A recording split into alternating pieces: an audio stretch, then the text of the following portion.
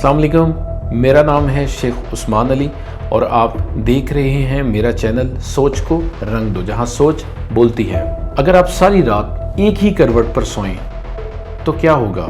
जिस्म थकान महसूस करेगा, सुकून चला जाएगा, जिस्म में तकलीफ महसूस होगी। लेकिन क्या आप जानते हैं कि यही सारा मामला हमारी जिंदगी पर भी अप्लाई होता है। बहुत से लोग अपनी जिंदगी में कई कई साल तक एक ही जगह खड़े रहते हैं। वही सोच, वही आदतें, वही खौफ, वही मामलात, उन्हीं चीज़ों में वो उलझे हुए रहते हैं और फिर वो शिकवा भी करते हैं कि उनकी ज़िंदगी बदल नहीं रही, वो अपनी ज़िंदगी को बेहतर नहीं कर पा रहे। वो ये नहीं समझते कि ज़िंदगी को बदलने के लिए एक रफ्तार नहीं बल्कि एक करवट की ज़रूरत होती है। एक करवट सिर्फ जगह के बदलने का नाम नहीं बल्कि एक सोच के बदलने का नाम है। और बाज़ औक़ात दूसरे लोगों की सोच नहीं, आपकी खुद की सोच बदलना ज़रूरी है। याद रखिए कि जब एक कुदरत सोते हुए जिस्म को करवट लेने पर मजबूर कर सकती है तो आप उसी सोच और उसी हालत में अपनी ज़िंदगी क्यों गुजारना चाहते? नाज़रीन किराम, आपकी एक करवट